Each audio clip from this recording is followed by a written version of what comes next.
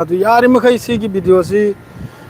यारि मखै ma'am share तो बिखो ममद्रिङै दा अमतंग एंग जरो मैम पुनमक सी अखोइन कारे से बिल्डिंग मथक्तनि यंगुसी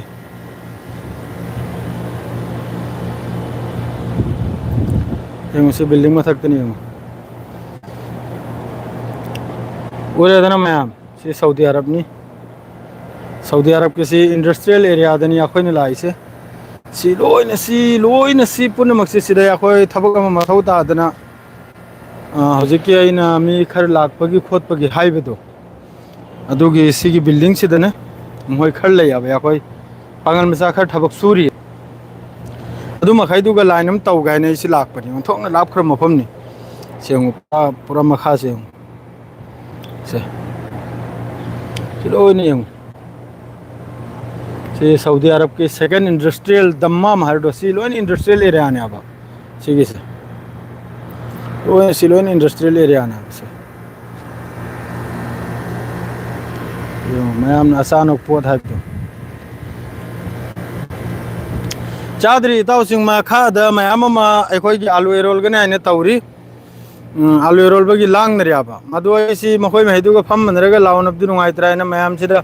लाइव मचांग फक्तंग मतम गे एखोइगी थोकपै मतम दो अदai हजि पूरा बिल्डिंग मथक्तना पूरा फ्लोर मथक्तनी एसेंगु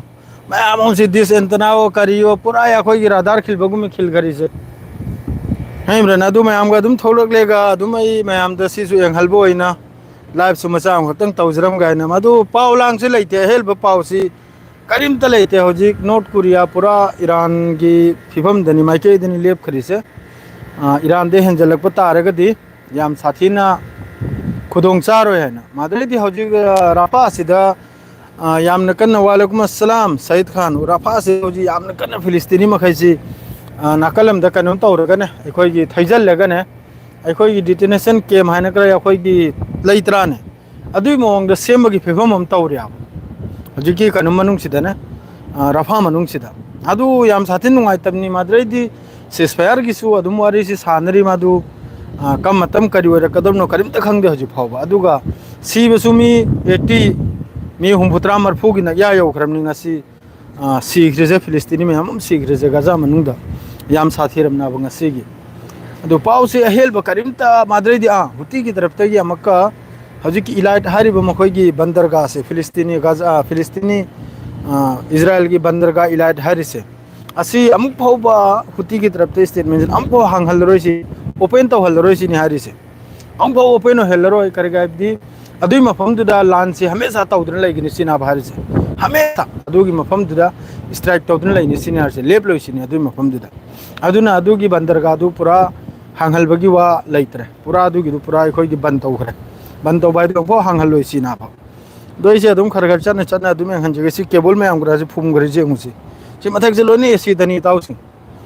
सोमदसु एंगहलके अदुम माइके मरिसे ममद्रिङै दने मैम जो इतंग सऊदी की सी मखा ग्राक से बैडमिंटन सानफमने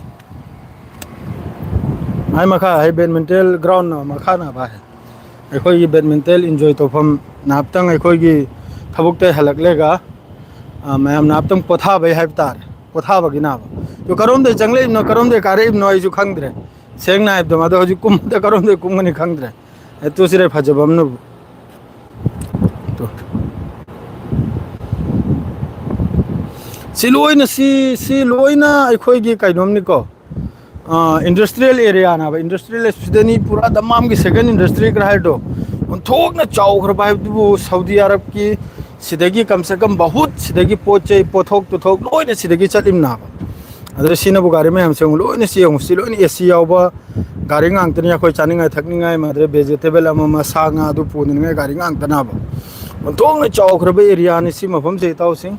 अदु सिदनी मी ग्रुप मी चाम चनी वीजा से लौरे लाइसे सि मफम सिदनाबा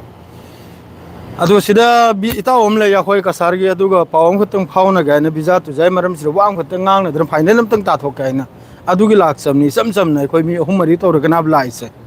अदु वाम खतंग दि फाइनल ताथोक केम होइ महिजिगा करिनो हैना अदु हजिक वालेकुम अस्सलाम नसीर खान पिरगले सोमदा हजिकतम बिजी होइखरे तौद्री वीडियो डिलीट तौद्री वीडियो तुम खक्त डिलीट तौबी वाने रिक्वेस्ट तो बबु तौदे करिनो खंगदे एफआईआर ग्रा तो मराइन तौजरानि से तौरगे येंगना बाइबदनी कम तौनी माना नंबर इन नंबर अद्र तारेदना अदुगी वादु माय टॉपिक तु तौरोसिदा माय टॉपिक से कांद्र करगादी मी इकायद मीगा येतनरगा कांदाबा अदु ममसु ममजलगले मोय ताव मैम खर खर खर नुमित से तारे मगरिब नमा सोलबगने नेगले इसे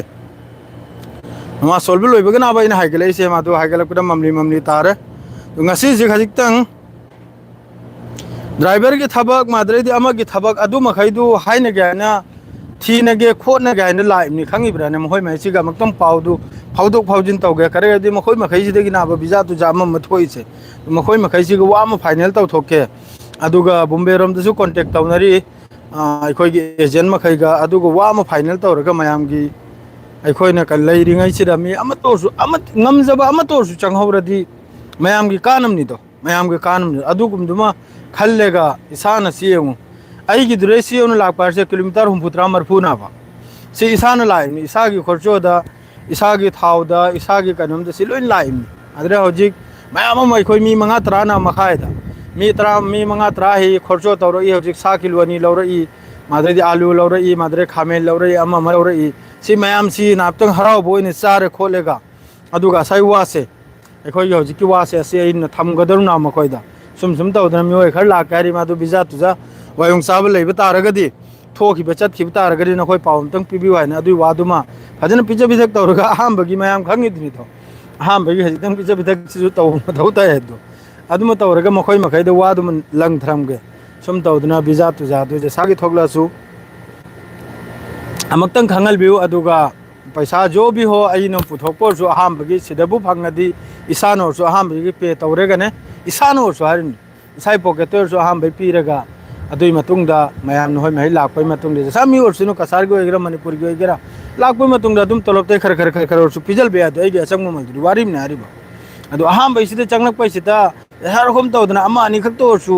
लैरिङै सिदे एंगलमगाने करगदि कोंगाइ मे लावरे आबने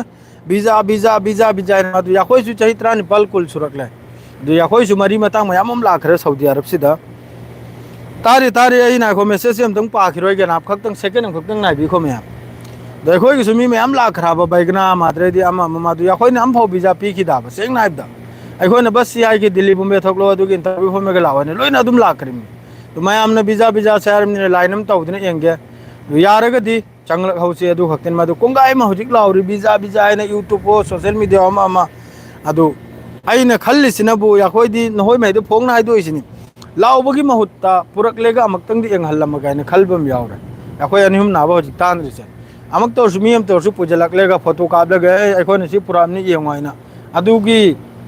कैनोमद्र जिक तुरे लाकलाबो हजि जिक ओइराबा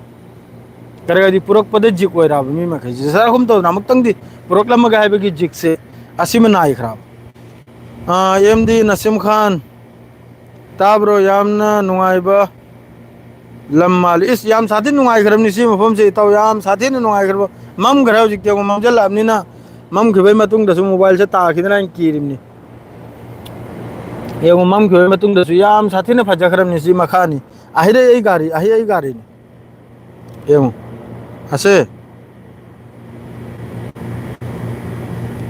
हसे ने पुरक गारी दुनी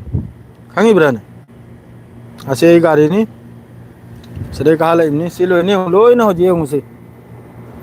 लोय न हो जे से ममजल खरे लोय न ममजल खरे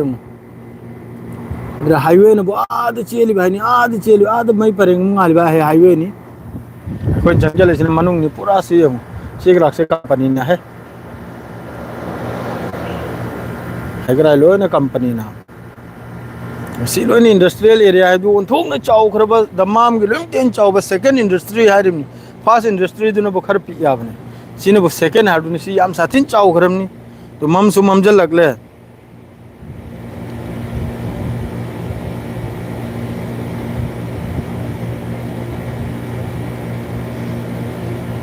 थैंक यू ब्रो आई चाक चादरी मखा दai khoi आलू एरोल गने तौरी मैम नि पांगल मसाई खoi मैम नि दुम कुम थगाबने अदुगा लाइफ से दुम लो हेलगे ममजलमनिना यार रोय सिदा खंगी ब्रने मैम नि आलू एरोल गने हैना खoi gi आलू एरोल ब्रमादु कनुम की पाव से मते खतंग हरम की हौजी की इजराइल की अमसुंग ईरान की पाव से अदु याम थौलकते ईरान बु फजना सपोर्ट तौखरे नॉर्थ कोरिया ना नॉर्थ कोरिया हारसिनबु हानदगिसु अखोने सपोर्ट तौई हौजिकसु तौई करिगुंबा अमक्का लानसी कायरेगा तौरक तारगदी ईरान की मथक्सिदा अमेरिका अमसुंग इजराइल ने सुंबु लानसी तौरक तारगदी मखोई की तरफ तगी यामन सौरबा लानम थेंगननि सिनी कानून की तरफ तक नॉर्थ कोरिया की तरफ तक माद्रेदी इजराइल मनुंग दा आईडीएफ की लानमी अनि नि सीरी से हौजिकता अनि अमनबु बिल्डिंग दा खान यूनुस दा बिल्डिंग नम थरकपदा अम सीरे माद्रे मी मंगा अमनबु याम साथीना आई मेसेज पाखिरोगे इताव समय मरो बिवादे नहीं खक्तंग दी नहीं खक्तंग आई बुंगाकपिउ अमनबु बिल्डिंग किन थरकपदे मंगा त्रोक अमनु याम साथीन सोकले अमनबु मखोइगी बुलडोजर लेबा खोतोइ ngada दु वीडियो ग्राफ दोइन वर्कशॉप ता हपकत किमना अदुम तौदना याम साथीना हौजिक अदरेदी हमास की तरफ ते हौजिक हारिसिनबु परमानेंट सिसफायर अदरेदी गजा मनुंगदगी हौजिक किम होइगी मोर कॉरिडोर सिदगी पूरा आईडीएफ विड्रॉ तौगिबा सिनाबा गजाना हमास ना हारिसे अदु नत्रि फावबा सिसफायर ओइरोसिनी अदु सिसफायर ओइ मथौ तानिसिनी अदु सिसफायर ओइ मथौ तानिसिनी अदु महिदु लोइन थोखि मथौ तानि अदुइ मतुंगदा सिसफायर फोन जु तौजलकले मखोइ मखादगी अदु खक्तनी नहीं कि यामना ब्रेकिंग ओइ पाव हाइबु अदु आइसु मखा कुमजरगे यंग मखोइ हाम चालोल हो याबने चादुगिनी मखोइ न कौर इसे दुना सी से कोइ पार्टी में चाम खक्तनी बिजा तुजा मगी यंग नाल बने मखोइ गिसे नको मयांग तनी ने लैरि से ता सिलंग महीना न संदोक न थमिम से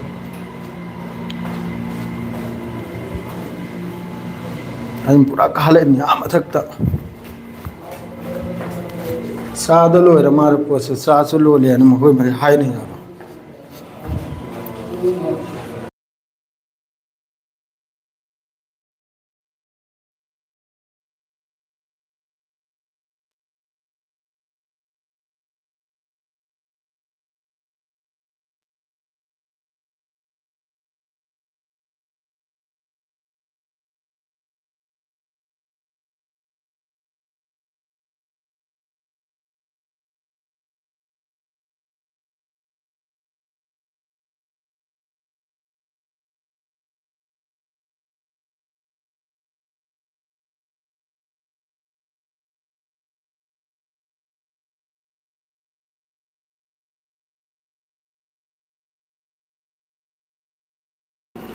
अरे सवाल लो जंजरा के मैं हम हाँ